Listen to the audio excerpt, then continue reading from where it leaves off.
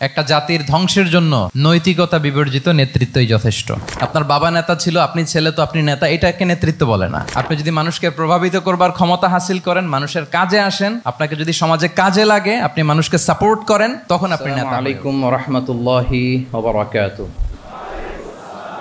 মিনার চট্টগ্রাম বিশ্ববিদ্যালয়ের আয়োজনে আজকের এই সিরাত প্রোগ্রামে আপনারা যারা উপস্থিত হয়েছেন তাদের সবাইকে জানাচ্ছি আন্তরিক শুভেচ্ছা এবং মোবারকবাদ। আহলান ওয়া সাহলান ওয়া মারহাবান বিকুম ফি হাযাল লিকা আত-তাইয়িব আল মুবারাক। আমরা শুরুতে আল্লাহ রাব্বুল ইজ্জা ওয়াল জালালের দরবারে শুকরিয়া জ্ঞাপন করছি, যিনি আমাদেরকে আজকের এই চমৎকার সন্ধ্যায় চট্টগ্রাম বিশ্ববিদ্যালয়ের সমাজ বিজ্ঞান অনুষদের এই চমৎকার অডিটোরিয়ামে আল্লাহ রাসূল সাল্লাল্লাহু আলাইহি ওয়া আলিহি ওয়াসাল্লামের পবিত্র সিরাত থেকে কিছু আলোচনা শুনবার জন্য আমাদেরকে একত্রিত হওয়ার সুযোগ করে দিয়েছেন। আমরা সবাই কালিমাত শুকর পড়ে নিচ্ছি আলহামদুলিল্লাহ। যে টপিকটির উপর আজকের সিরাত প্রোগ্রামে কিছু কথা আমি উপস্থাপন করবার চেষ্টা করব, সেটা হচ্ছে প্রফেটিক লিডারশিপ, অর্থাৎ নবুবী নেতৃত্ব। আল্লাহ রাসূল সাল্লাল্লাহু আলাইহি ওয়াসাল্লামের নেতৃত্বের ধরন কেমন ছিল, কৌশলগুলো কেমন ছিল, স্ট্র্যাটেজি কেমন ছিল, রূপরেখা কেমন ছিল, এবং সেখান থেকে লেসন নিয়ে বর্তমান নেতৃত্বকে আমরা কিভাবে আরও ডেভেলপ করতে পারি, ইমপ্রুভ করতে পারি, এ নিয়ে সামান্য কিছু কথা আজকের এই প্রোগ্রামে আমি উপস্থাপন করার চেষ্টা করব ইনশাআল্লাহ বিইذনিল্লাহ। তো মূল আলোচনাতে যাওয়ার আগে আমাদের শুরুতে নেতৃত্ব জিনিসটা কি, what is leadership, what is the essence of leadership, এই বিষয়টা ক্লিয়ার হইতে হবে। এটা ক্লিয়ার হলে আমরা পুরো আলোচনাটা খুব ভালো করে উপভোগ করতে পারবো ইনশাআল্লাহ। আমি অডিয়েন্সের মধ্য থেকে শুনতে চাই যে নেতৃত্ব বলতে আমরা আসলে কি বুঝি, হোয়াট ইজ লিডারশিপ। লিডারশিপ মানে অন্যকে প্রভাবিত করবার ক্ষমতা, এটাই হচ্ছে মূলত লিডারশিপ। নেতৃত্ব মানে আপনার যদি অন্যকে ইনফ্লুয়েন্স করার ক্ষমতা থাকে, আপনার যদি মানুষকে ম্যানেজ করার ক্ষমতা থাকে, প্রভাবিত করবার ক্ষমতা থাকে, এটাই বেসিকলি লিডারশিপ। যদি আমরা অন্যকে প্রভাবিত করতে পারি তাহলে বাই ডিফল্ট আমি নেতা হয়ে উঠি। এটা হচ্ছে লিডারশিপের মূল সংজ্ঞা বা প্রকৃত কথা। লেটসে ক্লাস শেষে একজন তার বন্ধুদেরকে বলল চল খেলতে যাই, তো কেউ কেউ রাজি, আবার অনেকে রাজি না। সে কনভিন্স করা শুরু করলো, ফাইনালি সে সবাইকে কনভিন্স করে খেলতে নিয়ে গেলো, এই যে লিডার হয়ে গেছে। ক্লিয়ার হয়েছে না ব্যাপারটা? তাহলে বেসিকলি অন্যকে প্রভাবিত করবার যে ক্ষমতা, এটাই হচ্ছে কি লিডারশিপ। যদি আমরা অন্যকে প্রভাবিত করতে পারি, ইনফ্লুয়েন্স করতে পারি। আমাদের সমাজে কিংবা রাষ্ট্রে আমরা যে সমস্যাগুলো দেখি, এগুলো বেসিকলি পোর লিডারশিপের কারণে। Poor leadership, because of poor leadership. যদি যথাযোগ্য নেতৃত্ব আমরা তৈরি করতে পারতাম, যোগ্য নেতৃত্ব যদি আমরা হাজির করতে পারতাম, তাহলে এই সমস্যাগুলো থাকতো না। আমরা আল্লাহ রাসূল সাল্লাল্লাহু আলাইহি ওয়া আলিহি ওয়াসাল্লামের নেতৃত্বের গুণাবলীগুলো, যদি ওনার যে লিডারশিপ ট্রেডস, লিডারশিপ ফিচার্সগুলো আছে, এগুলো যদি আমরা খেয়াল করি তাহলে দেখব যে এগুলো দিয়ে তিনি পুরো একটা জাতি, একটা ভূখণ্ডের জীবনধারা পাল্টে দিয়েছিলেন। তাহলে নেতৃত্বের দিক থেকে অ্যাজ এ লিডার তিনি কতটা সফল, এটা খুব ক্লিয়ার আমাদের কাছে। আমরা এখন দেখার চেষ্টা করব যে রাসূল সাল্লাল্লাহু আলাইহি ওয়াসাল্লামের লিডারশিপটা আসলে কোন ধরনের লিডারশিপ ছিল, কোন ধরনের নেতৃত্ব ছিল, এবং সেখান থেকে বর্তমান সময়ে আমরা কি করে যুগোপযোগী নেতৃত্ব তৈরি বলতে হবে, সেটা হচ্ছে আল্লাহ রাসূল সাল্লাল্লাহু আলাইহি ওয়া আলিহি ওয়াসাল্লামের নেতৃত্বটা ছিল সার্ভেন্ট লিডারশিপ। সার্ভেন্ট লিডারশিপ মানে হচ্ছে কাজের মধ্য দিয়ে নেতা হওয়া। বেসিক্যালি আপনি যখন মানুষের কাজে লাগবেন বা কাজে আসবেন, তখনই আপনি নেতা। যদি আপনাকে সমাজে কোনো কাজে না লাগে, সমাজে যদি আপনি রেলেভেন্ট হতে না পারেন, কাউকে সাপোর্ট করতে না পারেন, গাইড করতে না পারেন, তাহলে তো নেতা হয়ে ওঠা আপনার পক্ষে সম্ভব হবে না। তাহলে যদি কাজে লাগা যায় মানুষের, আপনি যদি কাজে লাগেন, আপনি যদি মানুষের উপকারে আসেন, তাহলে by default you are a leader. If you are society oriented, if you are people oriented, if you are service oriented, by default you are a leader. আমরা যদি আল্লাহ রাসূল সাল্লাল্লাহু আলাইহি ওয়া আলিহি ওয়াসাল্লামের জীবনের দিকে একটু খেয়াল করি, তাহলে দেখবো যে নবী হওয়ার আগেও কিন্তু আল্লাহ রাসূল সাল্লাল্লাহু আলাইহি ওয়াসাল্লামের এই ক্যারেক্টারিস্টিক্সগুলো ছিল, এই ফিচারগুলো ছিল। উনি মানুষের অনেক কাজে এসেছেন, তিনি মানুষকে সাপোর্ট করতেন, বিপদে তাদের পাশে দাঁড়াতেন, তাই না? তিনি তো অফিসিয়ালি 40 বছর বয়সে নবী হলেন, যদিও আল্লাহর এলেমে তিনি অনেক আগে থেকেই নবী। কিন্তু দুনিয়াতে আল্লাহ রাসূল সাল্লাল্লাহু আলাইহি ওয়াসাল্লাম যখন 40 বছর বয়সে উপনীত হলেন, তখনই তো হেরা গুহায় নাজিল হলো ইকরা বিসমি রাব্বিকাল্লাযী খালাক, read in the name of your Lord who has created. এই যে 5টা আয়াত নাজিল হলো, উনি নিয়ে আসলেন, কাঁপতে লাগলেন। খাদিজা রাদিয়াল্লাহু তাআলা আনহার কাছে বললেন যে মনে হয় আমি মারা যাব, আমাকে কম্বল চাপা দাও, আমার ভয় লাগছে, আমি কাঁপছি। তখন খাদিজা রাদিয়াল্লাহু তাআলা আনহা ওনাকে আশ্বস্ত করলেন, ওয়াল্লাহি লা ইউখজিকাল্লাহু আবাদা, আপনি ভয় পাবেন না, আল্লাহ আপনাকে অপদস্থ করবেন না।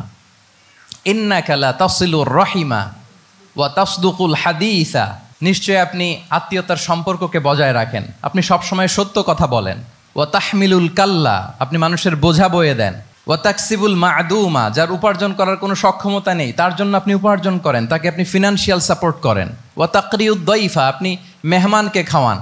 ওয়া তুঈনু আলা নাওয়াইবিল হক, সত্য যেখানে বিপন্ন সেখানে আপনি সত্যের বীর সেনানী হয়ে দাঁড়িয়ে যান। তো এই ফিচার যাদের মধ্যে থাকে এমন ব্যক্তিত্বকে আল্লাহ তাআলা কখনোই অপমান করতে পারেন না। আপনি চিন্তিত হবেন না, ডোন্ট ওয়ারি অ্যাবাউট ইট, কোনো ভয় নাই, কোনো চিন্তা নাই, আপনি আশ্বস্ত হন। তাহলে দেখেন এই যে 6টা গুণের কথা খাদিজা রাদিয়াল্লাহু তাআলা আনহা বললেন, এগুলো কিন্তু রাসূল সাল্লাল্লাহু আলাইহি ওয়াসাল্লাম নবী হওয়ার আগের গুণ, অর্থাৎ 40 বছর বয়সে তিনি উপনীত হওয়ার আগেই ওনার এই অভ্যেস ছিল যে উনি অন্যের বোঝা বইয়ে দিতে হেল্প করতেন, মানুষকে সাপোর্ট করতেন। যার উপার্জন করার সুযোগ নাই, ক্ষমতা নাই, তাকে তিনি উপার্জন করে দিতেন, মানে তাকে ফিনান্সিয়ালি সাপোর্ট করতেন, মেহমান খাওয়াতেন। তার মানে নবী হওয়ার আগেই উনি জনকল্যাণমূলক কাজে নিজেকে সম্পৃক্ত রেখেছেন। মানুষকে তিনি সাপোর্ট করতেন, মানুষকে হেল্প করতেন, উনি মানুষের কাজে লাগতেন। আর যে মানুষের কাজে লাগে, মানুষের উপকারে আসে, জনকল্যাণমূলক কাজে নিজেকে সম্পৃক্ত রাখে, বাই ডিফল্ট সে নেতা, বাই ডিফল্ট সে কি নেতা হয়ে যায়। তাহলে to serve before to lead, নেতৃত্ব এটা আসলে পজিশনের সাথে সম্পৃক্ত না, ইটস অল অ্যাবাউট ইনফ্লুয়েন্স। আপনার বাবা নেতা ছিল, আপনি ছেলে তো আপনি নেতা, এটাকে নেতৃত্ব বলে না। আপনি যদি মানুষকে প্রভাবিত করবার ক্ষমতা হাসিল করেন, মানুষের কাজে আসেন, আপনাকে যদি সমাজে কাজে লাগে, আপনি মানুষকে সাপোর্ট করেন, তখন আপনি নেতা হয়ে ওঠেন।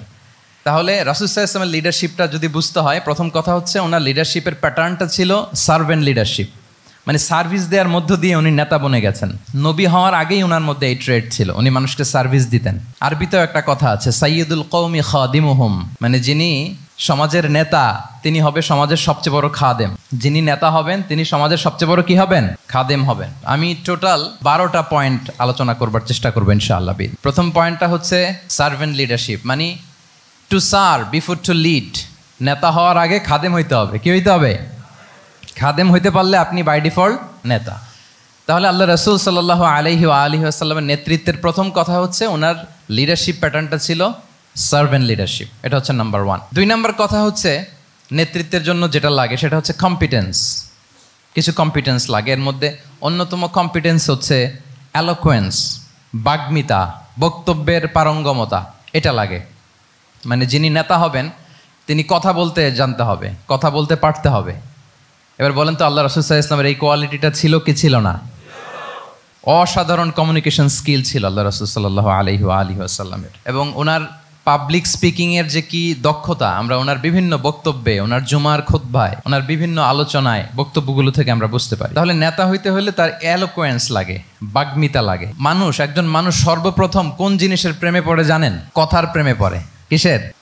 কথার প্রেমে পড়ে। কথার ধরন, কণ্ঠস্বর, তার অ্যাটিটিউড, তার শব্দের জাদু, এটা মানুষের হৃদয়কে জয় করে ফেলে। আল্লাহ রাসূল সাল্লাল্লাহু আলাইহি ওয়াসাল্লাম তিনি নিজেও বলেছেন, ওয়া ইন্না মিনাল বায়ানি লা সিহরা, কিছু কিছু বক্তব্যের মধ্যে জাদু আছে। তো রাসূল সাল্লাল্লাহু আলাইহি ওয়াসাল্লামের এই এলোকোয়েন্স ছিল, এলোকোয়েন্স। তিনি বলতেন, উতিতু জাওয়ামিউল কালিম, আল্লাহ তাআলা আমাকে সর্বমর্ম বাচন ভঙ্গির অধিকারী করেছেন। মানে উনি যেটা বলতেন এটা ছিল very precise in wording but comprehensive in meaning. এটার যে দোতনা, এটার যে appeal to the heart of the people, to the heart of the listener, এটা অসাধারণ, মানুষের হৃদয়কে জয় করে ফেলতো। আল্লাহু আকবার। তাহলে নেতা হইতে হইলে তার কমিউনিকেশন স্কিল লাগবে। কি বলেন? লাগবে। এখন নেতা আসছে, উনি বক্তব্য করতে পারতেছে না, তাহলে কি নেতা হইতে পারবে? তাহলে পাবলিক স্পিকিং, কমিউনিকেশন স্কিল, এটা ইটস এ মাস্ট, এটা নেতার লাগবে। যেমনটি রাসূলুল্লাহ সাল্লাল্লাহু আলাইহি ওয়াসাল্লামের ছিল। উনি সর্বমর্ম বাচন ভঙ্গির অধিকারী ছিলেন। বলতেন কম, কিন্তু এটার অ্যাপিল ছিল অনেক বেশি, এটার ব্যাখ্যা হয়ে যেত অনেক। রাসূল সাল্লাল্লাহু আলাইহি ওয়াসাল্লামের সবচাইতে বড় ভাষণটি ছিল বিদায় হজের ভাষণ, খুব সম্ভবত। ওই ভাষণের টেক্সটগুলোকে যদি একসাথে করা হয়, আমার মনে হয় 10 মিনিটের বেশি লাগবে না ওই টেক্সটগুলো পড়তে। তার মানে সবচাইতে বড় যে ভাষণ ওনার, ওটা কত ছিল? 10 থেকে 12 মিনিটের ভাষণ ছিল। আমরা তো ঘন্টার পর ঘন্টা বক্তব্য করি, তারপরেও তো আমরা মানুষের মনকে খুশি করতে পারি না। উনি সেই যে 1400 বছর আগে 10 মিনিটের একটা ছোট্ট ভাষণ দিলেন, গোটা বিশ্ব আজও হাবুডুবু খায় ওই ভাষণের ভেতর। ঠিক কিনা বলেন? তাহলে উতিতু জাওয়ামিউল কালিম, আমি সর্বমর্ম বাচনভঙ্গির অধিকারী। সুবহানাল্লাহ, ভেরি প্রেসাইজ এন্ড ক্লিয়ার। কতটা প্রেসাইজ এন্ড ক্লিয়ার ছিল রাসূল সাল্লাল্লাহু আলাইহি ওয়াসাল্লামের বক্তব্য?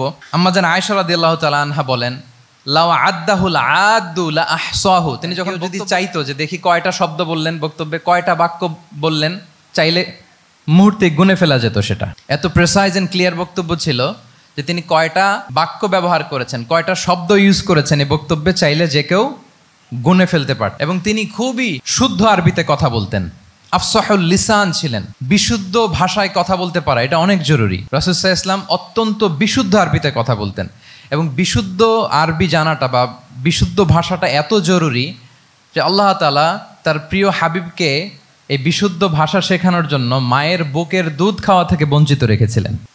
আমি আবারও বলছি, বিশুদ্ধ ভাষাটা এত জরুরি যে আল্লাহ তাআলা তার প্রিয় হাবিবকে মায়ের বুকের দুধ থেকে বঞ্চিত রেখেছেন শুধু বিশুদ্ধ ভাষার জন্য। তিনি কিন্তু মায়ের বুকের দুধ খেতে পারেন নাই। হালিমাতুস সাদিয়ার সাথে সেই বনু সাদ গোত্রে চলে গিয়েছেন, সেখানে ছিলেন। হালিমাতুস সাদিয়া ওনাকে দুধ খাইয়েছেন।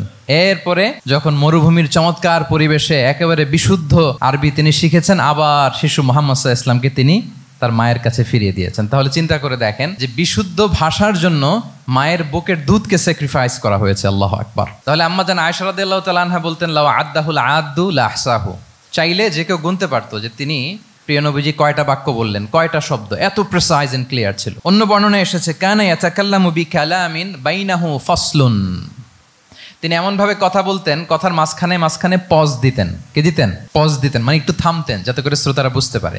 ইয়াতাকাল্লামু বিকালামিন বাইনাহু ফাসলুন, বলতে বলতে মাঝে মাঝে একটা পজ দিতেন যাতে সবাই বুঝতে পারে। ইয়াহফাযুহু মান জালাসা ইলাই, আশেপাশে যারা বুঝতো তারা বসতো, তারা সহজে এটা মুখস্থ করে ফেলতে পারত। পজ দিয়ে দিয়ে থেমে থেমে এত চমৎকার করে ওনার প্রেজেন্টেশন ছিল, বক্তব্য মালাগুলো ছিল, ফলে যারা শুনতেছে ইজিলি মুখস্থ করে ফেলতে পারত। এবং গুরুত্বপূর্ণ কথা তিনি এমফাসাইজ করতেন, 3 বার বলতেন। একবার তিনি বলতেছেন আত্তাকওয়া হা হুনা হা হুনা হা হুনা ওয়া ইউশিরু ইলা সাদরিহি সালাসা মাররাত, তাকওয়াকে তিনি এখানে রেফার করেছেন।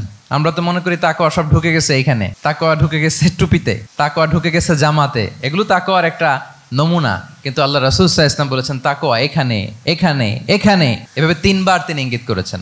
গুরুত্বপূর্ণ কথাকে তিনি এভাবে এমফাসাইজ করতেন। মাঝে মাঝে এমন আবেগঘন বক্তব্য উপস্থাপন করতেন সাহাবারা অশ্রুসিক্ত হতো। ওয়াজিলাত মিনহাল কুলুব যারাফাত মিনহাল উয়ুন, সাহাবারা বলতেন যে আমরা অশ্রুসিক্ত হতাম, আমাদের হৃদয় বিগলিত হতো, এত চমৎকার মর্মস্পর্শী বক্তব্য তিনি করতেন। এটা প্রেক্ষাপটের আলোকে। আবার যুদ্ধের ময়দানে যখন কমান্ড করতেন তখন আলা সাউতু ওয়াশতাদ্দা গদাবু, তিনি রেগে যেতেন, উঁচু কণ্ঠে তিনি কথা বলতেন, মনে হচ্ছে একজন সেনাবাহিনীর কমান্ডার তার ব্যাটালিয়নকে কমান্ড করছেন। আল্লাহু আকবার।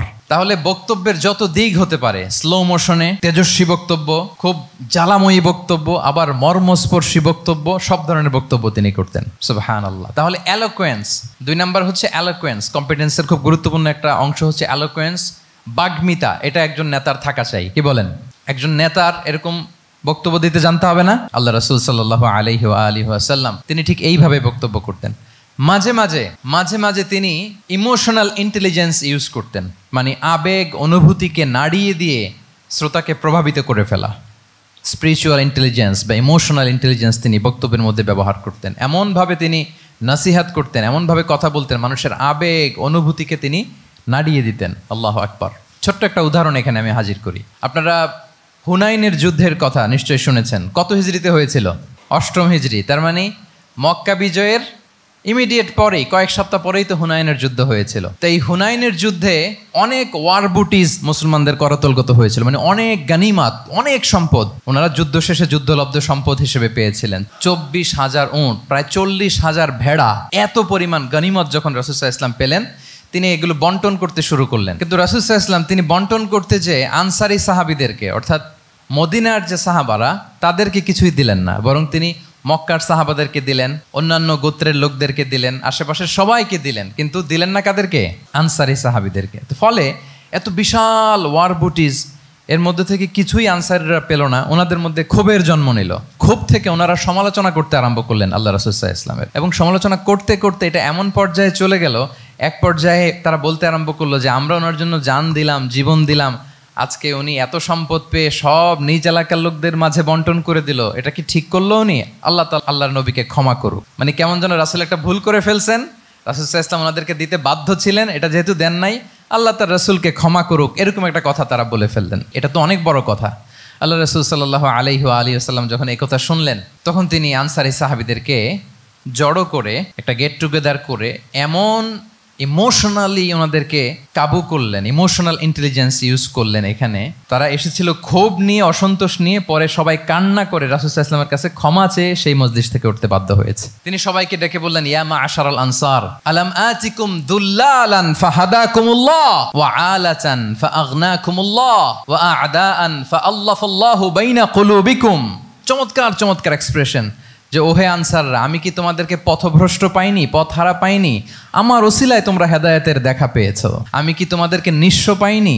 আমার ওসিলায় তোমরা সমৃদ্ধ হয়েছো, সম্পদশালী হয়েছো। আমি কি তোমাদেরকে যুদ্ধরত অবস্থায় পাইনি? আউস খাজরাজ তোমরা তো ফাইট করতেছিলে ইচ আদার। আমি যে তোমাদের মধ্যে সম্প্রীতি আর ভালোবাসার মেলবন্ধনে তোমাদেরকে একত্রিত করে দিলাম। আওয়াজাতুম ফি আনফুসিকুম ফি লুআআতিম মিনাদ দুনিয়া। আর দুনিয়ার সামান্য কিছু জিনিসের কারণে তোমরা মনে কষ্ট পাচ্ছ, যেটা দিয়ে আমি কিছু মুসলিমদের হৃদয়কে আকৃষ্ট করছিলাম। তা আল্লাফতু বিহা কওমান লিউসলিমু ওয়া ওয়াকালতুকুম ইলা ইসলামিকুম। আমি কিছু মুসলিমদেরকে এগুলো দিয়ে তাদের হৃদয়টাকে ইসলামের প্রতি আরও অ্যাট্রাক্টেড করতেছিলাম। আর তোমাদেরকে তোমাদের ইসলামের উপরই আমি ছেড়ে দিয়েছি। আমি জানি আমার আনসাররা, তাদের হৃদয়ে যে ইসলাম আছে এটাই তাদের জন্য যথেষ্ট। আমা তারদাউনা আইয়াযহাবান নাসু বিশ-শাতি ওয়াল বাঈর ওয়া তারজিউনা বিরাসূলিল্লাহি ফি রিহালিকুম। Won't you be happy that people go back to their country with sheep and camel and you go back to your country with Rasulullah? Allahu Akbar. তোমরা কি এতে খুশি হবে না? মানুষ উট আর ভেড়া নিয়ে তাদের এলাকায় ফিরবে আর তোমরা আল্লাহর রাসূলকে নিয়ে তোমাদের এলাকায় ফিরবে। এরকম একটার পর একটা ইমোশনালি রাসূল সাল্লাল্লাহু আলাইহি ওয়াসাল্লাম যখন আনসার সাহাবীদেরকে কাবু করতে লাগলেন, ওনারা এমনভাবে কান্নার রোল জুড়ে দিল, এমনভাবে অনুতপ্ত হলো, কাঁদতে শুরু করলো।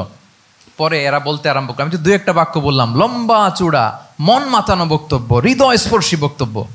তারা বললো, ইয়া রাসূলুল্লাহ, আমরা শুধু আপনাকে পেয়েই খুশি। রাসূল সাল্লাল্লাহু আলাইহি ওয়াসাল্লাম বলেন, গোটা বিশ্বের মানুষ যদি এই পথ ধরে আর আনসারীরা যদি এই পথ ধরে, আমি এই পথ ছেড়ে দিয়ে আনসারীদের পথে হাঁটবো। আল্লাহ তুমি আনসারদের ক্ষমা করো, তাদের সন্তানদের ক্ষমা করো, তাদের নাতিদেরকে ক্ষমা করো। এভাবে মর্মস্পর্শী বক্তব্য যখন ইমোশনাল ইন্টেলিজেন্স দিয়ে যখন রাসূল সাল্লাল্লাহু আলাইহি ওয়াসাল্লাম বললেন, সব আনসারী সাহাবারা কাঁদতে আরম্ভ করলেন। সবাই ফাবাকাল কওমু হাত্তা আখদালু লুহাহুম, তাদের প্রত্যেকের দাড়ি ভিজে গেল, এমন কান্না জুড়ে দিল। আল্লাহু আকবার। তাহলে এটা ছিল রাসূল সাল্লাল্লাহু আলাইহি ওয়াসাল্লামের বক্তব্যের মাধ্যমে শ্রোতাদের মাঝখানে প্রভাব সৃষ্টি করার ক্ষমতা। চিন্তা করতে পারেন, হৃদয় কেঁপে ওঠে না এই কথা শুনলে? Won't you be happy people go back to their home with sheep and camel and you take the messenger of Allah with you?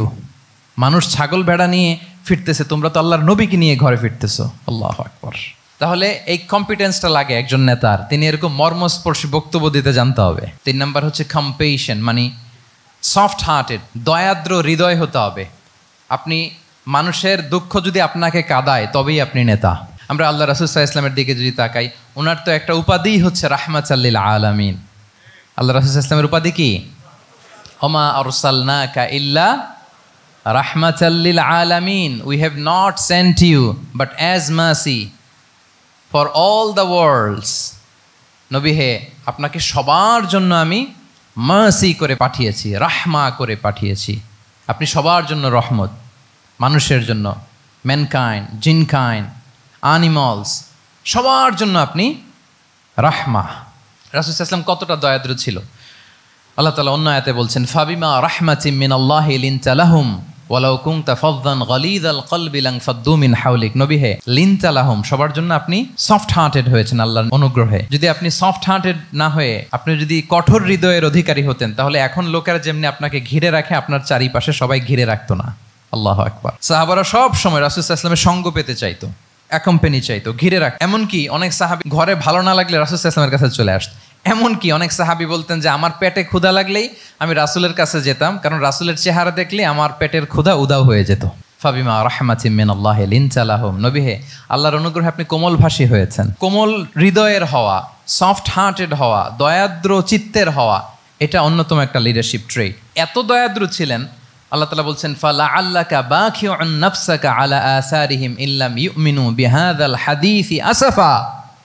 রাসূল সাল্লাল্লাহু আলাইহি ওয়াসাল্লাম বারবার মক্কার কুরাইশদের কাছে যেত, বারবার কাফিরদের কাছে যেত, যেন তারা ঈমান আনে, যেন তারা খারাপ রাস্তা ছেড়ে দিয়ে ভালো রাস্তায় আসে। বারবার চিন্তা করতো যে ইস, কেন তারা লা ইলাহা পড়ে না, কেন তারা সত্যের পথে ফিরে আসে না। হায় রে, একটুর জন্য তো তারা সামান্য আমার কথাটা শুনলেই তো বেঁচে যেত, ইস একটু আমার কথা মানলেই তো জাহান্নাম থেকে বেঁচে যেত। এরকম অস্থির হয়ে তাদের পেছনে ছুটতেন। আল্লাহ তাআলা বলেছেন, নবী হে, আপনি ওদের পেছনে ছুটতে ছুটতে আপনি তো নিজেকেই শেষ করে দিবেন। বাকিউন নাফসাক, আপনি তো নিজের দিকে খেয়াল করছেন না, নিজের শরীরের দিকে খেয়াল করছেন না, নিজের স্বাস্থ্যের দিকে, সময়ের দিকে। আপনি পাগল পাড়া হয়ে তাদেরকে বাঁচানোর জন্য ছুটছেন।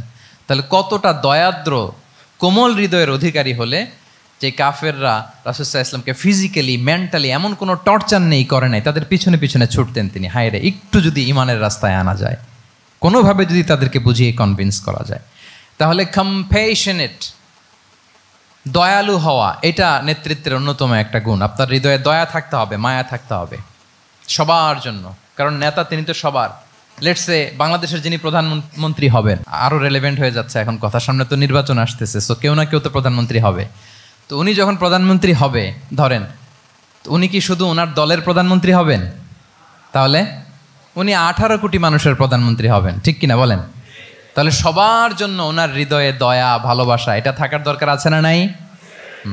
তিনি সবার প্রতি কোমল হৃদয়ের হইতে হবে, দয়াদ্র হইতে হবে। প্রধানমন্ত্রী উনি শুধু নিজ দলের প্রধানমন্ত্রী নন, 18 কোটি মানুষের প্রধানমন্ত্রী। তাহলে সফট হার্টেড হইতে হবে। রাসূল সাল্লাল্লাহু আলাইহি ওয়াসাল্লামের মধ্যে এটা ছিল। সবসময় তিনি মাজলুমদের পাশে থাকতেন। আপনারা হিলফুল ফুজুলের কথা জানেন।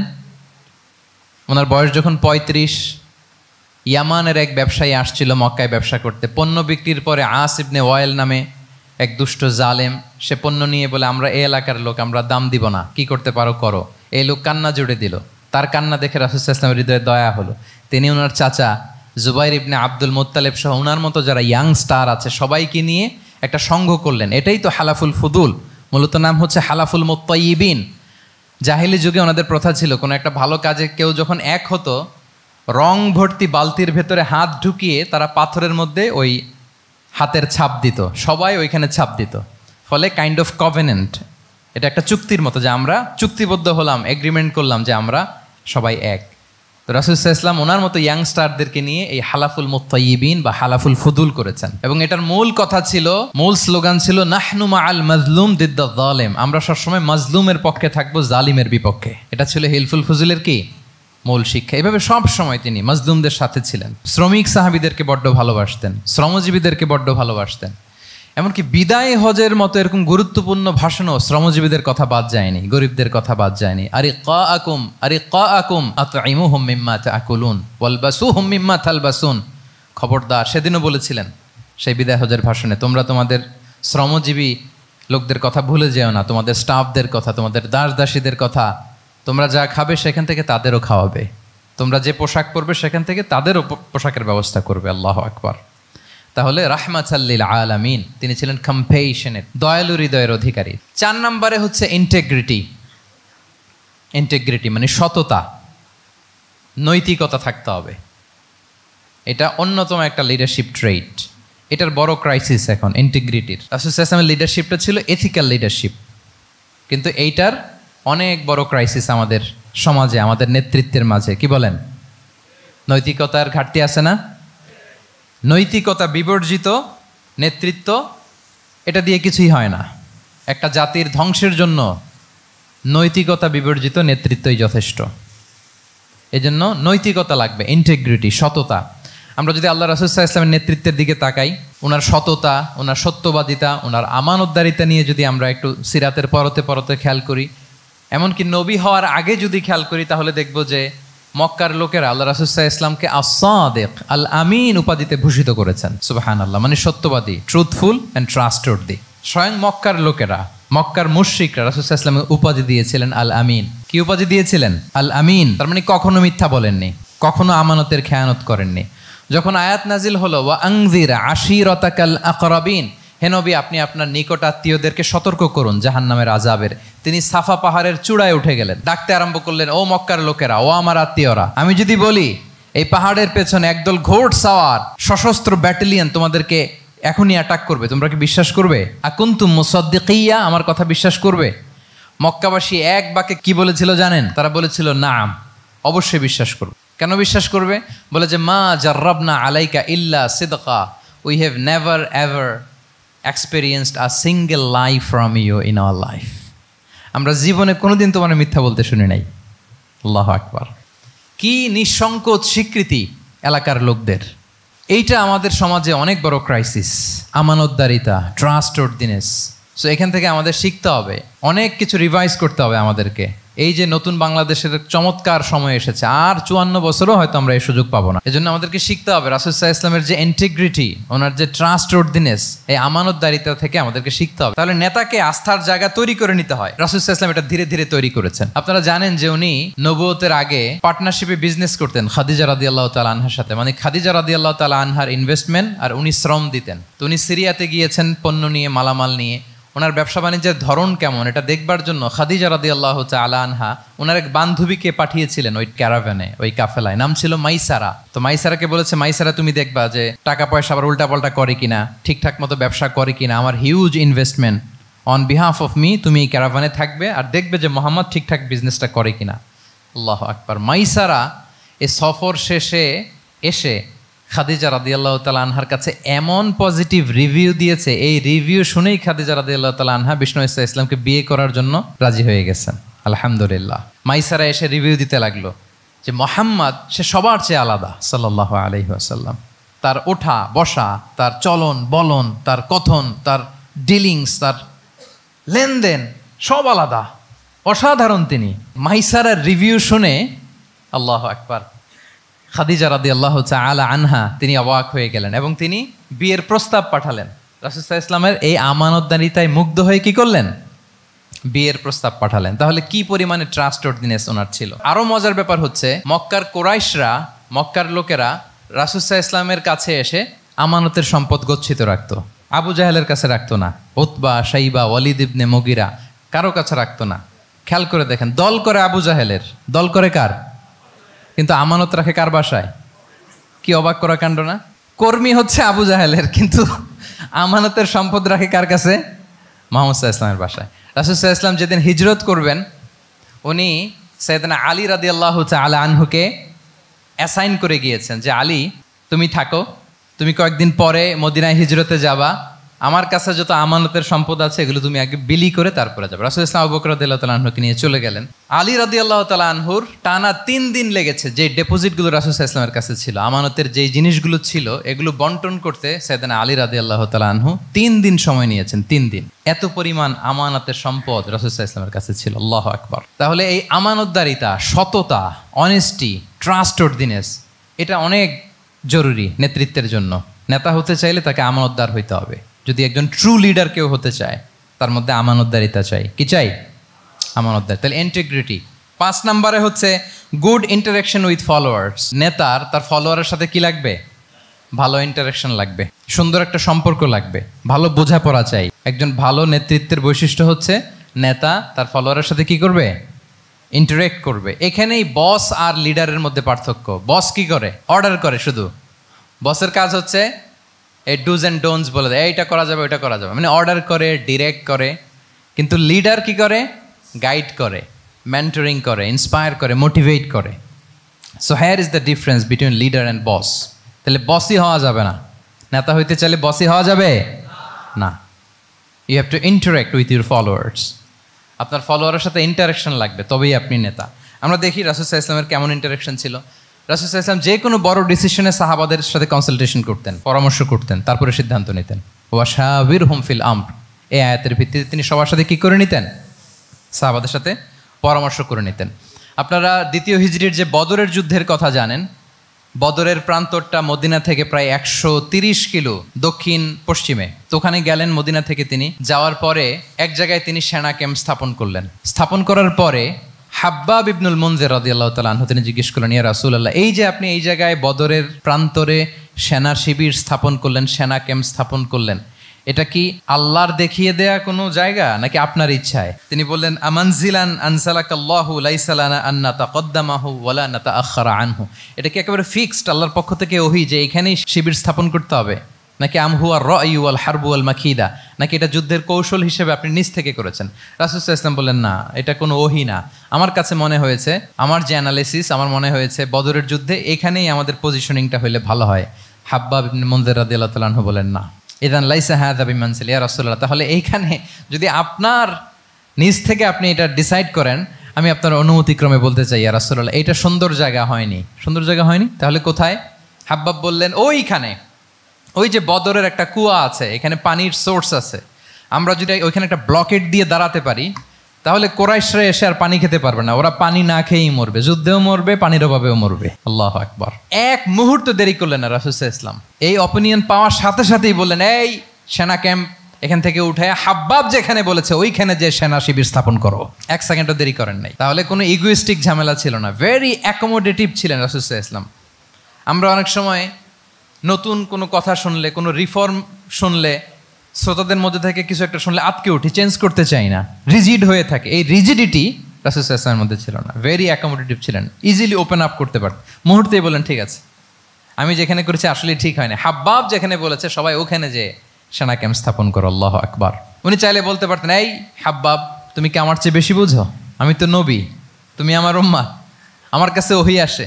কোনো ধরনের আর্গুমেন্টে না যে সরাসরি রাসূল সাল্লাল্লাহু আলাইহি ওয়াসাল্লাম এটাকে মেনে নিলেন। আল্লাহু আকবার। তাহলে এই যে ইন্টারাকশন, দেখেন কত চমৎকার ইন্টারাকশন ছিল সাহাবীদের সাথে রাসূলুল্লাহ সাল্লাল্লাহু আলাইহি ওয়া আলিহি ওয়াসাল্লামের। তাহলে good interaction with your followers, এটা জরুরি। আমরা যদি খন্দকের ঘটনা দেখি, খন্দকের যে পরীক্ষা খনন করা হয়েছিল, এটা কিন্তু কোনো মদিনার বা মক্কার কোনো আরাবিয়ান সাহাবাদের কাছ থেকে এই পরামর্শ আসেনি। এসেছে কার কাছ থেকে? সালমান আল ফারিসি। বাড়ি কই? সেই ইরান, ইয়ামান না, ইরানে। উনি হি ওয়াজ পার্সিয়ান, উনি ইরান থেকে আসছে। তাহলে ইজিলি তিনি সাহাবিদের কাছ থেকে চমৎকার অপিনিয়ন আসলে সেটাকে পিক করতেন এবং তাদের সাথে চমৎকার ইন্টারাকশন ছিল। সাহাবিদের সাথে, ফলোয়ারদের সাথে ওনার কতটা গভীর ইন্টারাকশন ছিল, ছোট্ট একটা হাদিস বলে, হাদিসটা সহিহ, মুসনাদে আহমদ ইবনে হাম্বালে এসছে। আমি এই পয়েন্টটা শেষ করছি। রাসূল সাল্লাল্লাহু আলাইহি ওয়াসাল্লামের যুগে এক সাহাবী ছিল, তার নাম ছিল জাহির ইবনে হারাম আল আশজাঈ। জাহির সাহাবীর নাম কি? সবাই বলুন, কি নাম? জাহির রাদিয়াল্লাহু তাআলা আনহু। উনি মদিনায় থাকতেন না, উনি মরুপল্লীতে থাকতেন, মানে বেদুইন ছিলেন আর। মদিনা তো শহর, সিটি, উনি সিটিতে থাকতেন না, উনি থাকতেন মরুপল্লীতে। ওখানে তিনি অর্গানিক ফলমূল, শাকসবজি চাষ করতেন। রাসূল সাল্লাল্লাহু আলাইহি ওয়াসাল্লাম ওনার এই অর্গানিক ফলমূল আর শাকসবজি খুব পছন্দ করতেন। ফলে উনি প্রায় সেই মরুপল্লী থেকে রাসূল সাল্লাল্লাহু আলাইহি ওয়াসাল্লামের জন্য অর্গানিক ফ্রেশ ফ্রুট আর শাকসবজি মদিনায় নিয়ে আসতেন এবং এগুলো ফ্রিতে দিতেন রাসূল সাল্লাল্লাহু আলাইহি ওয়াসাল্লামকে অ্যাজ এ গিফট। উপহার হিসেবে রাসূল সাল্লাল্লাহু আলাইহি ওয়াসাল্লামকে মরুপল্লী থেকে চাষ করে আনা ফলমূল, শাকসবজি দিতেন। আর কিছু শাকসবজি, ফলমূল তিনি মদিনার বাজারে বিক্রি করতেন। তো একবার তিনি এসে রাসূল সাল্লাল্লাহু আলাইহি ওয়াসাল্লামকে অর্গানিক এই ফ্রুটগুলো দিয়ে বাকিগুলো মদিনার বাজারে বিক্রি করতেছেন। রাসূলুল্লাহ সাল্লাল্লাহু আলাইহি ওয়াসাল্লাম বাজার ভ্রমণে গেলেন, যে দেখে ওই তো জাহের, উনি আবার কানা রজুলান দামিমান, একটু কুৎসিত দেখতে, একটু খাটো কুৎসিত শ্যামবর্ণের ছিলেন। তো ওনাকে দেখেই রাসূল সাল্লাল্লাহু আলাইহি ওয়াসাল্লাম পিছন থেকে এরকম ঝাপটে ধরলেন। উনি তো আর দেখতে পারতেছেন না কে ধরলো। উনি বলে, মান হাদা আরসিলনি, এই ছাড়ো ছাড়ো, কে কে, এই কোন লোক আমারে ধরলো, ছাড়ো ছাড়ো করে অস্থির। যখন পিছনে ফিরে দেখে আল্লাহ রাসূল সাল্লাল্লাহু আলাইহি ওয়াসাল্লাম, এখন আর ছাড়াছাড়ি করে না, এখন ওনার পিঠটা রাসূল সাল্লাল্লাহু আলাইহি ওয়াসাল্লামের বুক মোবারকের দিকে আরো লাগাই দিচ্ছে এইভাবে। সুবহানাল্লাহ। এতক্ষণ বলে, এই কে, ছাড়ো ছাড়ো। যখন দেখে রাসূল সাল্লাল্লাহু আলাইহি ওয়াসাল্লাম এখন আর তাড়াহুড়ো করতেছে না, এখন ওনার পিঠটা রাসূল সাল্লাল্লাহু আলাইহি ওয়াসাল্লামের বুক মোবারকের সাথে আরো ঠেলে দিচ্ছে। রাসূল সাল্লাল্লাহু আলাইহি ওয়াসাল্লাম এবার মজার ছড়ে বললেন, মাইয়াশতারি হাযাল আব, ফান করে বলতেছেন, এই একটা দাস আছে আমার কাছে, এই লোকটারে কে কিনবে, আমি বেচবো। জাহির রাদিয়াল্লাহু তাআলা আনহু বলেন, ইয়া রাসূলুল্লাহ, ইদান ওয়াল্লাহি তাজিদুনি কাসিদান, আমি কালো মানুষ, আমি সস্তা মানুষ, আমারে বেচলে বেশি দাম পাবেন না আপনি, আমি তো সস্তা মানুষ ইয়া রাসূলুল্লাহ। রাসূল সাল্লাল্লাহু আলাইহি ওয়াসাল্লাম বললেন, আনতা লাস্তা ইনদাল্লাহি কাসিদ ইয়া জাহির, হে জাহির, তুমি আল্লাহর কাছে সস্তা নও, আনতা ইনদাল্লাহি গালি, তুমি আল্লাহর কাছে বড্ড দামি। তোমার স্কিন ব্রাইট কালার না, তুমি কুৎসিত, তুমি দুনিয়াতে সস্তা হতে পারো, কিন্তু আমার আল্লাহর দরবারে তুমি কভু সস্তা নও। আনতা ইনদাল্লাহি গালি, আল্লাহর কাছে তুমি বড্ড দামি। দেখেন ইন্টারাকশন কোন মাত্রায় গেলে পিছন থেকে যে এরকম হাক করা যায়, ঝাপটে ধরা যায় এক সাহাবীকে। সুবহানাল্লাহ বিহামদি। এরকম গুড ইন্টারাকশন ছিল অনেক অনেক, ভুরি ভুরি সিরাতের পরতে পরতে আপনারা পাবেন যে রাসূল সাল্লাল্লাহু আলাইহি ওয়াসাল্লামের সাথে সাহাবাদের ইন্টারাকশন কত চমৎকার ছিল। 6 নম্বরে হচ্ছে কারেজ, সাহসিকতা। নেতা হইতে হইলে সাহস লাগবে না? নেতারে বাঁচানোর জন্য কর্মীরা দৌড়াইতেছে সামনে, নেতা যদি ছোটে পেছনে, তাহলে হবে? তাহলে তো তাকে নেতা বলা যায় না, কি বলেন? নেতার তো হি শুড বি কারেজাস, তার সাহসী হইতে হবে, দুর্দান্ত সাহস থাকতে হবে তার। রাসূল সাল্লাল্লাহু আলাইহি ওয়াসাল্লামের এরকম দুর্দান্ত সাহস ছিল, অত্যন্ত সাহসিকতার অধিকারী তিনি ছিলেন। এবং এই লিডারশিপ ট্রেটটা খুবই জরুরি, এটাকে বলে মাদার স্কিল। কারেজি যে মাদার স্কিল, এটাই সব। এই হিম্মত লাগবে। আর রাজুলু যু হিম্মা ইউহিল উম্মাহ, যার হিম্মত আছে সেই জাতিকে জাগাতে পারে, ঠিক কিনা? এই যে আমাদের কাছে তো উদাহরণ একেবারে হাতের কাছেই, এই যে 5 আগস্টে, এই যে জুলাই আপরাইজিং, যদি কারেজ না থাকতো আমাদের তরুণদের, আমাদের জেনজিদের, তাহলে এই পরিবর্তন কি আমরা দেখতে পেতাম? না। আমি গল্প শুনছিলাম যে এই চট্টগ্রাম বিশ্ববিদ্যালয় থেকে 2 জন শহীদ হয়েছে। আল্লাহ তাদের কবরগুলোকে তুমি জান্নাতে টুকরা বানিয়ে দাও। এই যে আমাদের তরুণরা তাজা রক্ত দিয়ে একটা চেঞ্জ এনেছে, পরিবর্তন, এটা তো কারেজ, তাদের সাহসিকতার বহিঃপ্রকাশ, ঠিক কিনা? এটা লাগবে।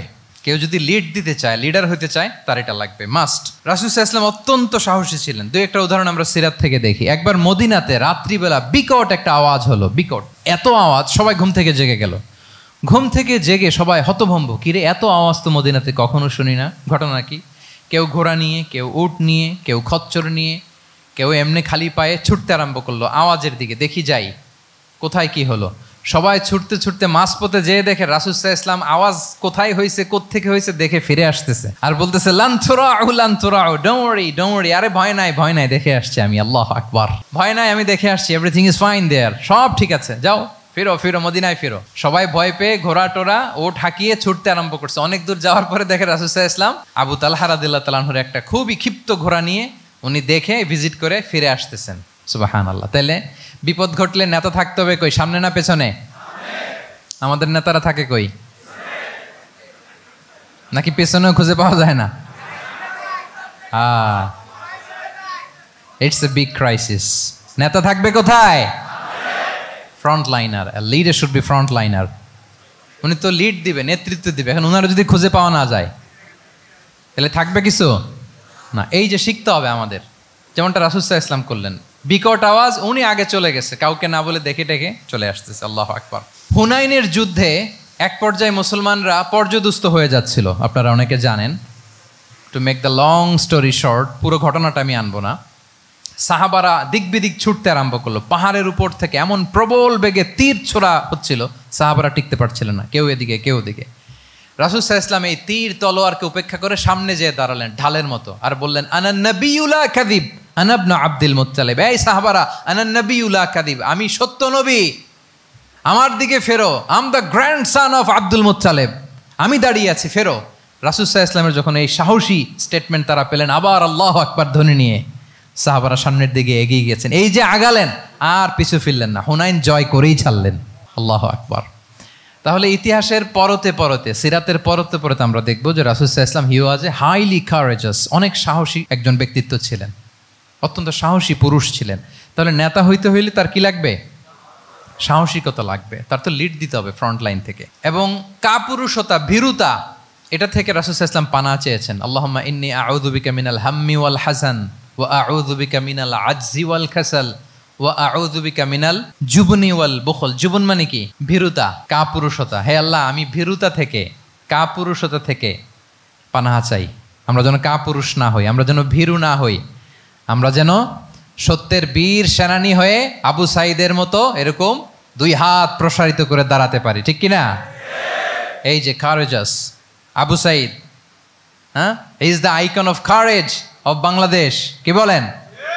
এই যে বুক টান টান করে যে হাত 2টা প্রসারিত করে দাঁড়ালো, আল্লাহু আকবার। গোটা বিশ্ব এখন তাকে আইকনিক ফিগার হিসেবে মেনে নিস, কি বলেন? গোটা বিশ্ব তাকে চিনছে, তার জন্য দোয়া করছে। তাহলে courage, it's an essential leadership trade, এটা লাগবে প্রিয় ভাইয়েরা। আল্লাহ তাআলা এই কারেজ, এই সৎ সাহস দিয়ে আমাদেরকে ধন্য করুক। 7 নম্বরে হচ্ছে কনফ্লিক্ট রিজলভিং এবিলিটি, বিরোধ নিষ্পত্তি করার মতো যোগ্যতা থাকতে হবে নেতার। অর্থাৎ নেতা হইতে হবে এমন যে বিরোধকে নিষ্পত্তি করে দিতে পারে, মিটমাট করে দিতে পারে, ঝগড়া লাগলে মিটায়ে দিতে পারে। এটা গুরুত্বপূর্ণ কোয়ালিটি না নেতার জন্য, কি বলেন? রাসূল সাল্লাল্লাহু আলাইহি ওয়াসাল্লামের কিন্তু এটা ছিল, বিরোধ নিষ্পত্তি করা। রাসূল সাল্লাল্লাহু আলাইহি ওয়াসাল্লাম মক্কা থেকে মদিনায় যে 1 ঘন্টায় বছরের পর বছর চলে আসা যুদ্ধ, they use to fight each other, Aws and Khazraj, 1 ঘন্টায় যুদ্ধ থামাই দিয়েছেন। আল্লাহু আকবার। He was a very good mediator and arbitrator. রাসূল সাল্লাল্লাহু আলাইহি ওয়াসাল্লাম অত্যন্ত ভালো মধ্যস্থতাকারী ছিলেন, ভালো মধ্যস্থতাকারী তিনি ছিলেন। তিনি থামিয়ে দিতে পারতেন, বিরোধকে থামাতে পারতেন। আপনারা জানেন যে মক্কায় একবার সম্ভবত অগ্নিকাণ্ডের কারণে কাবা ঘর জ্বলে গিয়েছিল, ধ্বংস হয়েছিল, কিছু অংশ নষ্ট হয়ে গিয়েছিল। কাবাকে রিনোভেট করা হয়েছিল, ফলে কাবার একটা কর্নারে যে ব্ল্যাক স্টোন কর্নার, রুকনুল হাজারিল আসওয়াদ, হাজরে আসওয়াদ পাথরকে সরিয়ে রাখা হয়েছিল। এখন কাবা যখন পুনর্নির্মাণ শেষ, ওই হাজরে আসওয়াদ পাথরকে আবার তার জায়গায় রাখা হবে। কিন্তু কে রাখবে? সবাই রাখতে চায়, সব দলের নেতারা বলে আমরা রাখবো। এক দলের নেতা বলে যে আমি রাখবো, এটা অনেক very prestigious and dignified issue, এই প্রেস্টিজ আমরা কাউকে নিতে দিব না। আরেক দলের নেতা বলে না, আমাদের পাওয়ার বেশি, আমরা রাখবো। আরেক দলের নেতা বলে যে না, এটা আমাদেরই। আরেকজন বলে রক্তের গঙ্গা বইয়ে দিব মক্কায়, কিন্তু এই সম্মান হাতছাড়া হতে দেব না। এখন জাতীয় চার নেতা গেছে চারদিকে, সমাধান তো নাই। পাথর কয়টা? পাথর তো মাত্র একটা। ইন দ্য মিন টাইম রাসূল সাল্লাল্লাহু আলাইহি ওয়াসাল্লাম আসলেন। রাসূল সাল্লাল্লাহু আলাইহি ওয়াসাল্লামকে দেখেই সবাই হ্যাপি, সবাই বলে যা আমিনুন রদিনা বি, এই তো আলামিন আসছে, ওই ফয়সালা করবে। আল্লাহ রাসূল সাল্লাল্লাহু আলাইহি ওয়াসাল্লাম বললেন কি হয়েছে? এই ঘটনা। জাতীয় চার নেতা বলে এই পাথর নিয়ে তারা নিজেরা রাখবে, কাউকে দিবেন। রাসূল সাল্লাল্লাহু আলাইহি ওয়াসাল্লাম বললেন ঠিক আছে, একটা চাদর নিয়ে আসো। চাদর নিয়ে আসা হলো। এবার জাতীয় চার নেতা চাদরের চার কর্নার ধরে দাঁড়ালো। রাসূল সাল্লাল্লাহু আলাইহি ওয়াসাল্লাম নিজ হাতে হাজরে আসওয়াদ তুলে চাদরের মাঝখানে রাখলেন। এবার চার নেতাকে বললেন আসো তোমরা আমার সাথে। তারা আগাতে লাগলো। কাবা ঘরের সামনে যখন আসলো, রাসূল সাল্লাল্লাহু আলাইহি ওয়াসাল্লাম নিজ হাতে, ওনার বরকতময় হাতে আবার হাজরে আসওয়াদ ধরে ঠিক জায়গায় মতো রেখে দিলেন। এতক্ষণ কিন্তু চার নেতা কি বলছে? কাউরে ধরতে দিব না, কাউকে। কিন্তু এখন চাদরের কোনা ধরেই happy. This is called conflict resolving ability. একজন নেতার এরকম কনফ্লিক্ট, সমাজে যখন এই ধরনের বিরোধ তৈরি হয়, ঝামেলা তৈরি হয়, মারামারির মতো পরিস্থিতি তৈরি হয়, সংঘাতের মতো একটা সিচুয়েশন হয়, নেতা এটাকে রিজলভ করার ক্যাপাসিটি, এবিলিটি তার থাকতে হবে। আল্লাহ রাসূল সাল্লাল্লাহু আলাইহি ওয়াসাল্লামকে আল্লাহ তাআলা এটা দিয়েছিলেন। আল্লাহু আকবার। শুধু বড় বড় জিনিস না, ছোট ছোট জিনিসও করতে হয়। লেটস সে নিজ দলের নেতাকর্মীদের মধ্যে মারামারি, নিজ দেশের ভেতরে মারামারি, দেশের সাথে প্রতিবেশী দেশের বিরোধ, রিজিওনাল সুপার পাওয়ার হলে আশেপাশের অনেকগুলো দেশের মধ্যে বিরোধ, আপনাকে নেতা হয়ে এগুলো মিটমাট করে দিতে হবে। সুপার পাওয়ার যদি হয়ে যান, গোটা বিশ্বের যেখানে ঝামেলা লাগে, দেখেন না বড় বড় মোড়লরা কি করে? ওই কাতারে বসে বসে ওই আফগানিস্তান, তারপর ওই ইসরায়েল, কাতার মিলাই দিচ্ছে, দেখেন না এগুলো নিউজে আপনারা? This is called conflict resolving ability. কনফ্লিক্টকে রিজলভ করতে জানতে হয়। রাসূল সাল্লাল্লাহু আলাইহি ওয়াসাল্লাম এরকম রাষ্ট্রীয় পর্যায়ে, বড় বড় সামাজিক পর্যায়ে, এমনকি ফ্যামিলি অ্যাফেয়ার্সের মধ্যে যত বিরোধ লাগতো রাসূল সাল্লাল্লাহু আলাইহি ওয়াসাল্লাম মিলাই দিতেন। আল্লাহু আকবার। ফ্যামিলি কাউন্সিলিং, এজন্য প্রত্যেক ইমাম খতিবদের এই কাউন্সিলিংয়ের উপর ট্রেনিং নেওয়া দরকার। আমাদের পরিবারগুলো ভেঙে যাচ্ছে, পরিবারগুলো কি হচ্ছে? ভেঙে যাচ্ছে।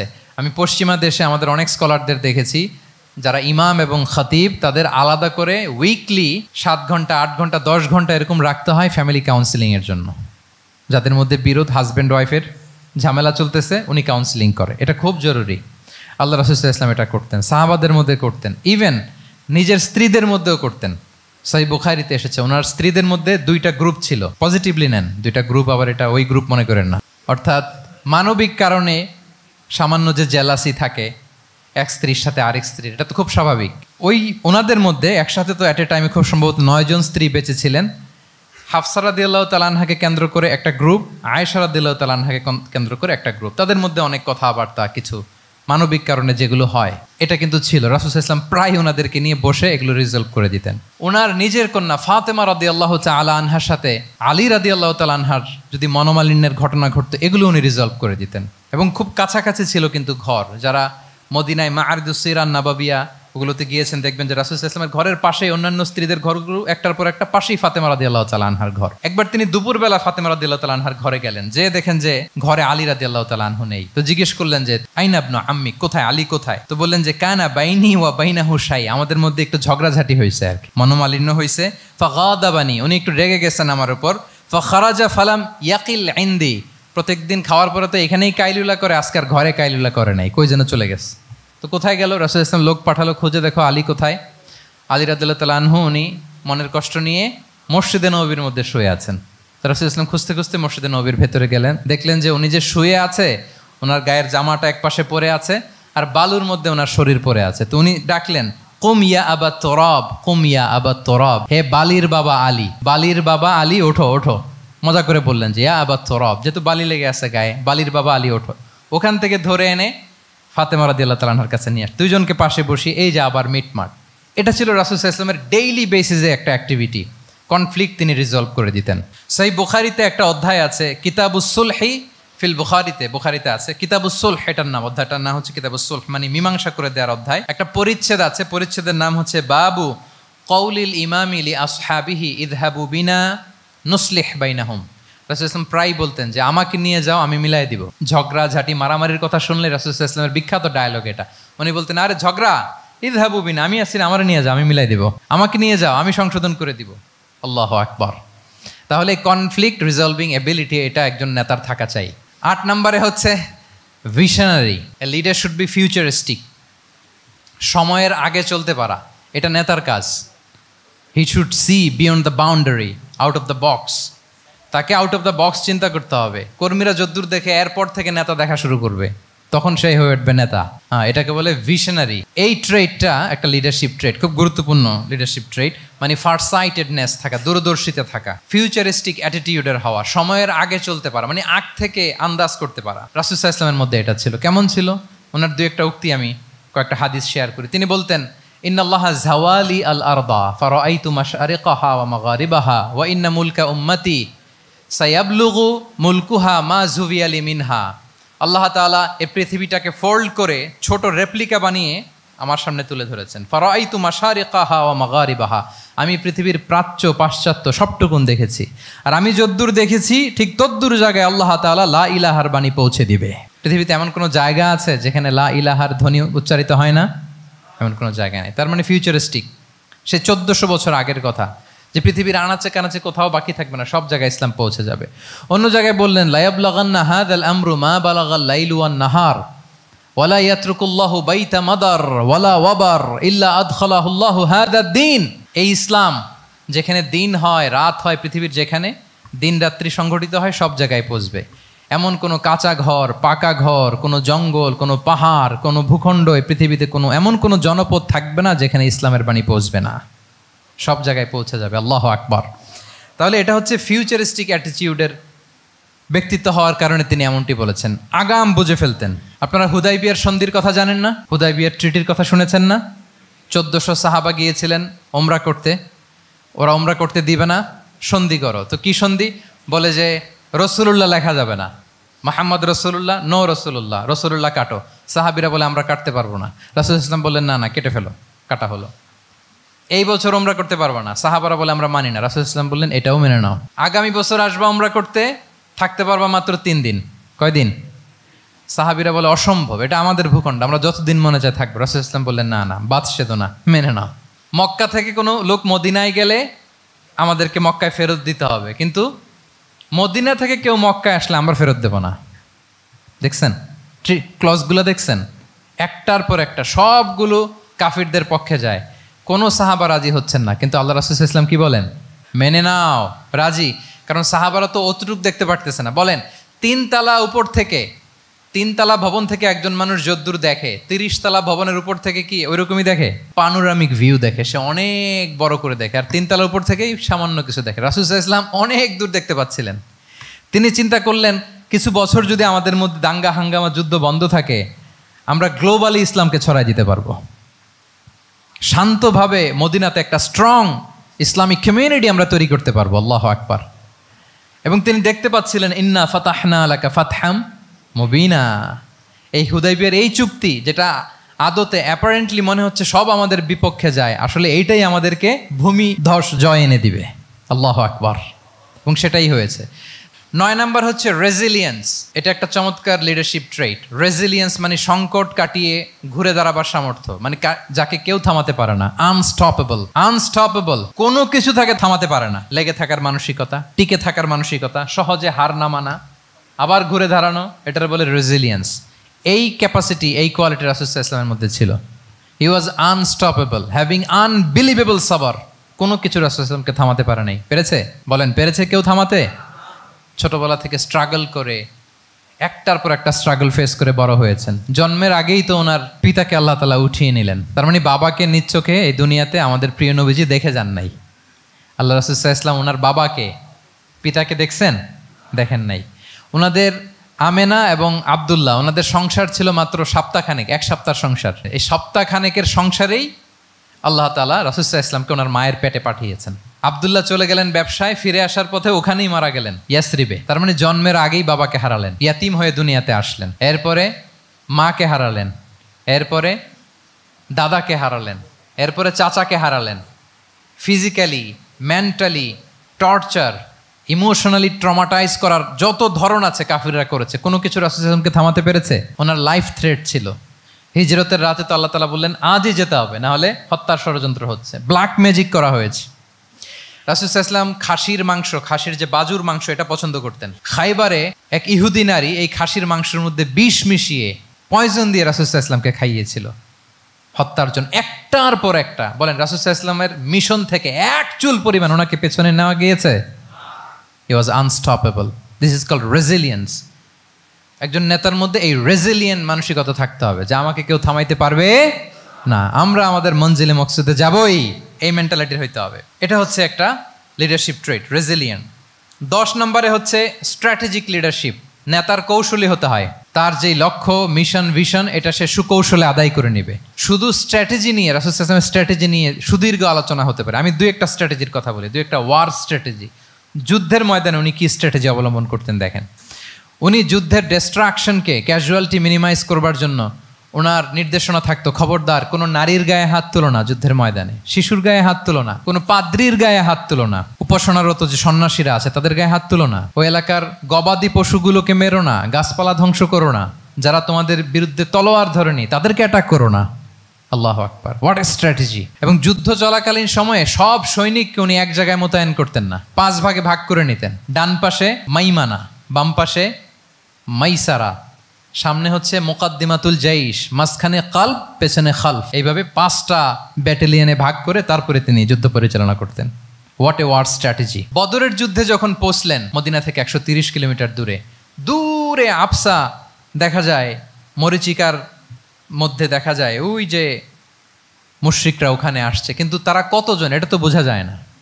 তো কিছু ছেলে এই মরুভূমিতে থাকে, ওদেরকে পানি সরবরাহ করে। এদেরকে রাসূল সাল্লাল্লাহু আলাইহি ওয়াসাল্লাম জিজ্ঞেস করলেন যে কুরাইশরা যে আসছে তারা সংখ্যায় কত? এটা না জানলে তো উনি ওনার ওয়ার স্ট্র্যাটেজি ঠিক করতে পারবেন না, যুদ্ধের কৌশল।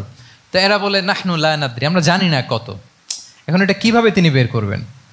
সংখ্যায় তারা কত এটা তো আমাকে ফাইন্ড আউট করতে হবে। রাসূল সাল্লাল্লাহু আলাইহি ওয়াসাল্লাম বলেন যে ওরা কি খায়? বলে যে প্রতিদিন ওট জবাই করে খায়। তো রাসূল সাল্লাল্লাহু আলাইহি ওয়াসাল্লাম বলেন যে প্রতিদিন কয়টা ওট লাগে? বলে যে ইয়াউমান তিসআন ওই ইয়াউমান আশরান। 2 দিন হয়েছে আসছে, তো প্রথম দিন দেখলাম 9টা জবাই করছে, আজকে দেখছি 10টা জবাই করছে। রাসূল সাল্লাল্লাহু আলাইহি ওয়াসাল্লাম বললেন ইদান আল কওমু মা বাইনা আত-তিসআমিয়া ওয়াল আলফ। তাহলে ওরা 900 থেকে 1000-এর মধ্যে। সুবহানাল্লাহ। এবার বলেন বদরের যুদ্ধে কুরাইশদের সংখ্যা ছিল কত? আল্লাহু আকবার, হোয়াট এ ওয়ার স্ট্র্যাটেজি! নমুনা দেখে বুঝে ফেলছেন কতজন তারা। এইভাবে রাসূল সাল্লাল্লাহু আলাইহি ওয়াসাল্লাম ওনার স্ট্র্যাটেজি নির্ধারণ করতেন। লোকেশন শেয়ার করতেন না। সুবহানাল্লাহ। কোথায় যাবেন বলতেন না, চলো চলো বলে ছুটতেছেন। কোথায় যাবেন উনি জানেন। অ্যাটাক করবেন এই দিকে, ডান দিকে। অ্যাটাক করবেন কোন দিকে? কিন্তু মদিনা থেকে বের হতেন বাম দিক দিয়ে। অ্যাটাক করবেন উত্তরে, মদিনা থেকে বের হতেন কোন দিক দিয়ে? দক্ষিণ দিক দিয়ে। যে রাতে হিজরত করবেন মদিনা উত্তর দিকে, উনি দক্ষিণ দিকে চলে গেছেন গারে সাউরে 3 দিন থেকে আগে, ওরা যাতে বুঝতে না পারে। সুবহানাল্লাহ। এটা ছিল রাসূল সাল্লাল্লাহু আলাইহি ওয়াসাল্লামের ওয়ার স্ট্র্যাটেজি। এবং সবাই যেই পথে মক্কা থেকে মদিনা যায় উনি কিন্তু ওই পথে যাননি। ক্যারাভেনগুলো, কাফেলাগুলো যেই পথে মক্কা থেকে মদিনায় ইউজুয়াল রুট যেটা, যাননি। সাওয়াহেলি পথে, সাগরের পাশ দিয়ে স্পেশাল একজন গাইড ভাড়া করে তিনি গিয়েছেন। আল্লাহু আকবার। This is called strategy. তাহলে স্ট্র্যাটেজিক লিডারশিপ লাগবে। একজন নেতার স্ট্র্যাটেজিক প্ল্যানিং ঠিক করা লাগবে। এটা তাকে সামনের দিকে আগাতে অনেক সহায়তা করবে। 11 নম্বর, প্র্যাকটিক্যাল উইজডম, অর্থাৎ প্রজ্ঞা থাকতে হবে। একজন নেতা যে ডিসিশনগুলো সে মেক করবে এটা প্রজ্ঞায় সুসজ্জিত হইতে হবে। আল্লাহ রাসূল সাল্লাল্লাহু আলাইহি ওয়া আলিহি ওয়াসাল্লামের যতগুলো সিদ্ধান্ত ছিল, কাজ ছিল, কোনোটাই প্রজ্ঞা থেকে খালি ছিল না, সবগুলো ছিল প্রজ্ঞায় সমৃদ্ধ। ভুরি ভুরি উদাহরণ হাজির করা যেতে পারে। আমি 2টা উদাহরণ দিই। মাক্কি জীবনের একটা উদাহরণ দিই। রাসূল সাল্লাল্লাহু আলাইহি ওয়াসাল্লাম মক্কাতে নবুয়তের 5ম বৎসরে যখন নও-মুসলিম সাহাবাদের উপর অত্যাচারের মাত্রা মারাত্মক বেড়ে গেল, রাসূল সাল্লাল্লাহু আলাইহি ওয়াসাল্লাম সাহাবাদেরকে হিজরতে পাঠালেন। বলেন তো কোথায় পাঠিয়েছিলেন? সবাই বলুন। আবিসিনিয়াতে।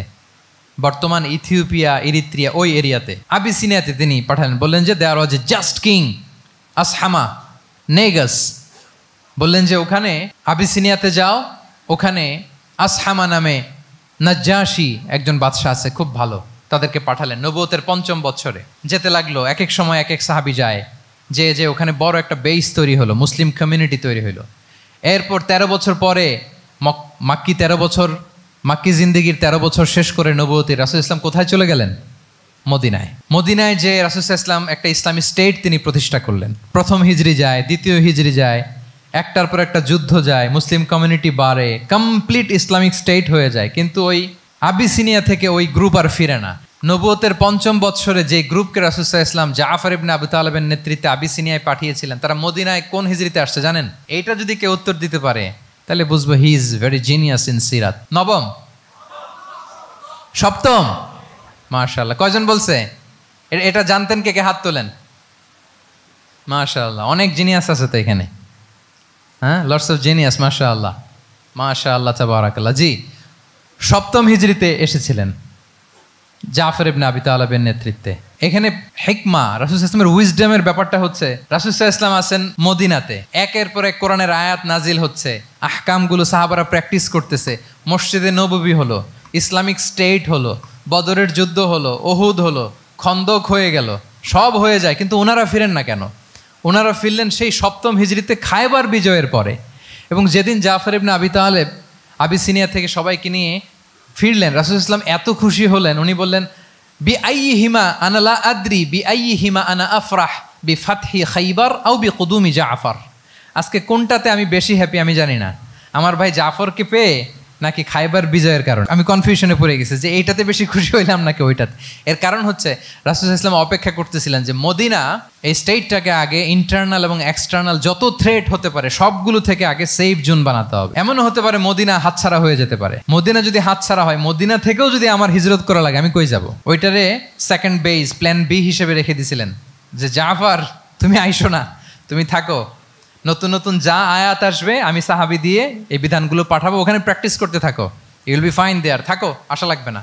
থাকতে থাকতে সপ্তম হিজরি পর্যন্ত, খন্দকের যুদ্ধের মাধ্যমে যখন কুরাইশদের ২০ দাঁত ভেঙে দেওয়া হলো, সপ্তম হিজরিতে যখন খাইবার দুর্গ বিজয় হয়ে গেল, now Islam came as a regional super power.